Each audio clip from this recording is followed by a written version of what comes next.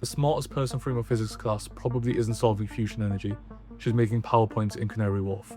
That guy who's the best programmer you knew, he's maximizing profit for a trading firm in New York.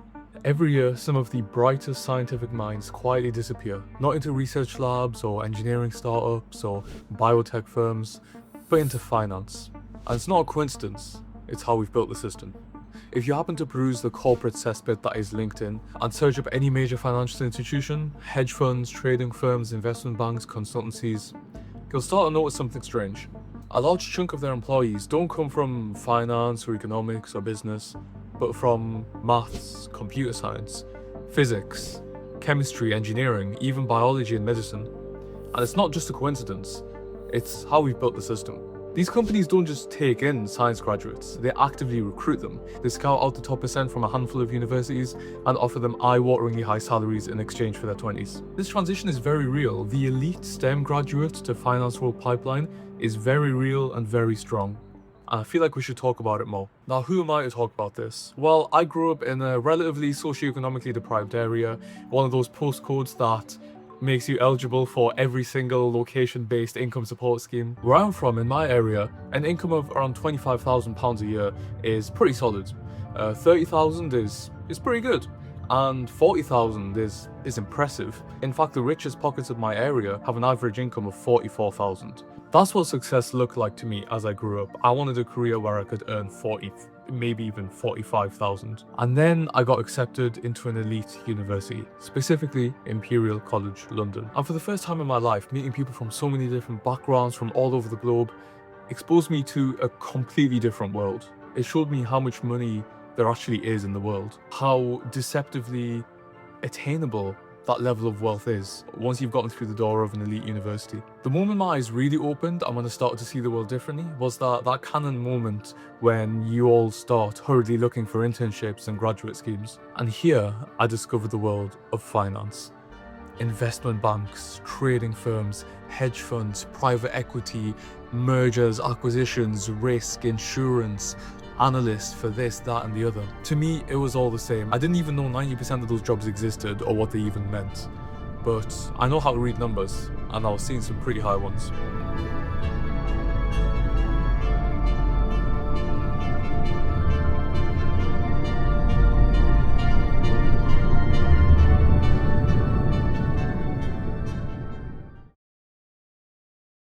So why is this happening? Why does finance want STEM graduates? Well, it's not because they care about Maxwell's equations or how to design the wing of a plane, but it's because of how you're trained at these universities studying these degrees. If you survive a physics or engineering degree, for example, you've been trained to think analytically, model complex systems. You can probably code pretty damn well. You're someone who can sit with an obscenely hard problem sheet for hours a day, working 7 a.m. to midnight in the library every single day.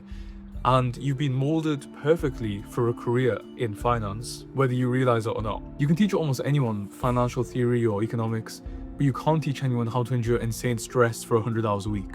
That's what the elite universities train you for. And these companies pay accordingly.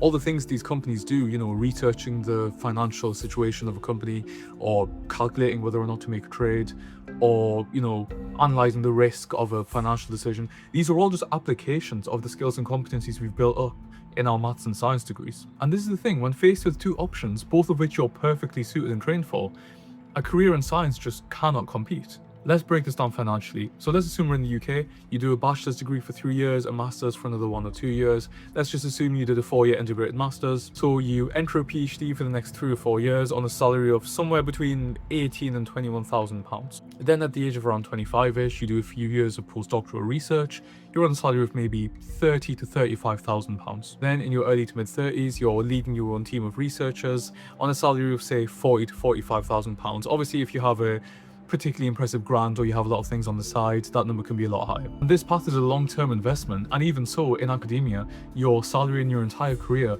hinge on publishing papers, applying for enough grants, getting funding. Meanwhile, someone across the city is making £70,000 straight out of university, added bonuses on top, making spreadsheets and PowerPoints for some clients.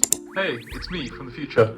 If you don't believe me saying that these people are earning over 6 figures for making spreadsheets and PowerPoints, This is an interview from a genuine investment banker by the incredible channel Goodworks, which I highly recommend you check out. On the day-to-day, what does that look like? A lot of Excel financial modeling and a lot of PowerPoint presentations. A lot of that is sitting around and waiting for comments from your bosses and your boss's bosses.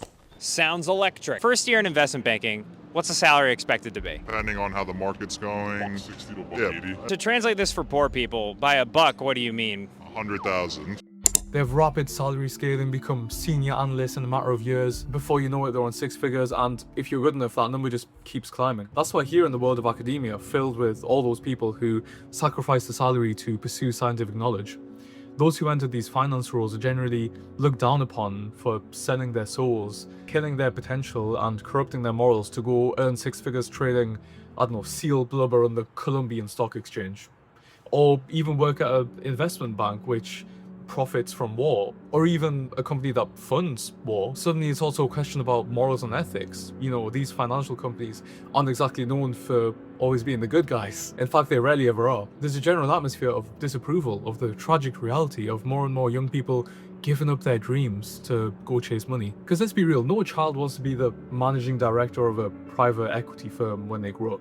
They want to be astronauts, they want to explore the world, they want to be engineers and build crazy cars and rockets and robots. They want to be doctors and surgeons and heal the sick. Just kidding, they all want to be streamers now. But my point still stands. Once you're in university and you have these prospects available to you, you can chase those childhood dreams. You can do the noble thing, you can change the world. It's just no longer the most favourable option. But before this turns into a finance bros Revo rant, that's not what this is at all. And it's definitely not that simple. And to all those in academia who do hold such strong negative feelings, we should not be channeling our disdain to those who chose the finance option. I mean, yeah, let's be real. You think of the typical finance bro, you think of gilets and quarters, flashy cars and watches and suits, 7 coffees a day, working 100 hours a week, making Excel spreadsheets to live in a 2x2 meter apartment in the centre of London, throwing an absolutely insufferable personality, maybe sprinting a bit of nepo baby, privileged, predatory, straight white man. I'm kidding. That's only like 90% of finance pros nowadays. Okay, I am actually kidding. Whether or not it used to be like that back in the day, nowadays is very, very diverse and striving for equality everywhere, which is great. In fact, one of the things I love seeing most is that opportunities are being made more and more prevalent for people who have come from lower income backgrounds to achieve these positions and, you know, change their lives, change their families' lives. I think it's a great thing that those options are available. And let me be known, I have absolutely nothing against people working in finance. I respect all professions, except those AI, slop, TikToker, YouTube Shorts people. An American president. And some of the smartest, kindest, most genuine, most hard-working people I had the pleasure of getting to know and studying with back at Imperial are now in finance roles, and they're killing it. I'm super proud of them, and I love them to pieces. I'll never blame anyone for choosing a path with great salary progression, fantastic career opportunities, all for going into a job that you've been trained for and are well suited to. And bear in mind, getting into these financial roles isn't trivial. You need very analytical mind and very sharp financial intuition. You work really hard preparing for interviews and case studies. The amount of times I've been in some kind of group study room overhearing people pouring hours and hours of practicing interviews and client consultations and whatever else. It's a brutal world where everyone is competing for these handful of roles handed out by these top paying firms. You submit hundreds of applications, online tests, high views. High view is that disgusting thing where you have to record yourself answering questions and then submit them to an AI to decide whether you make it through or not. Because God forbid a company wastes its valuable resources on, you know,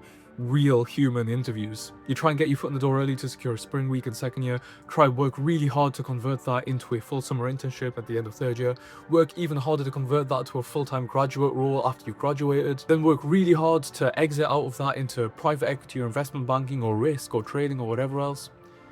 It's a completely different universe. You know, when the market says, you know, optimize capital markets and you're worth 100k, but, you know, contribute to the knowledge of society and humanity, and you're worth 21k. It shouldn't surprise us where the talent flows, and that's the problem. And there's a quiet moment that every STEM student at a top university goes through. You're holding your head in your hands, you've been staring at this problem sheet for hours, you spent years learning to work long stressful hours, write lab reports, learn to code, and you look at 2 doors, and one of them says, stay in science. It's a very long-term investment, years of instability, but you may just get to contribute new knowledge to humanity. How special is that? And the other door says, apply your skills, transition into finance. It's an insanely tough and brutal grind, but with almost an immediate reward, a lifetime of salary progression and amazing career opportunities. And that's not a trivial choice. It completely changes what a young person wants to do with the rest of their life. So what do we do now? Do we just tell young people to be more noble and righteous? Honestly, just pay scientists more. PhD salaries, postdoc salaries, engineers, junior doctors, the people who are actually changing the world. And I'm not being naive. You track where the money flows in the world and it all makes sense. It's impossible to change this. But I mean, it's ridiculous. The PhD salaries in the UK are so low, I literally have to move to Poland to make a good living while earning a PhD. If we want more people, curing disease, battling climate change, improving battery technology, we should make those paths more appealing.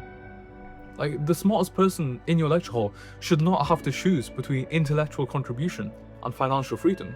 We constantly talk about, talent shortages and needing more scientists, but if we keep systematically funneling our most analytically capable people into finance roles instead of scientific research, what does that say for, long-term growth and research? How many potential cancer researchers are analyzing a company's finances? How many future climate scientists are building trading algorithms? How many Einsteins and Newtons are advising their multi-million-dollar clients on whether to acquire and buy out this random local business? I hope you found this video interesting. This kind of like video essay / rant format is something I've wanted to try for a while, and the topic I'm talking about is something that really does hit close to me as someone who's gone through this entire process. Especially at the beginning of third year, I even threw myself into the world of finance and kind of infiltrated it to see what it was like, and whether there is actually a possibility that I would rather choose that rather than stay in physics. I attended so many careers fairs and workshops and talks, and after about 6-7 weeks, I absolutely despised it. And these people are insufferable. I do not want to spend like 40-50 hours a day working with these kinds of people. It just wasn't for me. Anyway, if you did enjoy this video, let me know. If you didn't enjoy it, let me know. Tell me all your thoughts in the comments. Maybe I'm gonna get cancelled because I said something obscenely controversial. I don't know. Let's just see. But yeah, thank you all very much for watching. I'll see you there.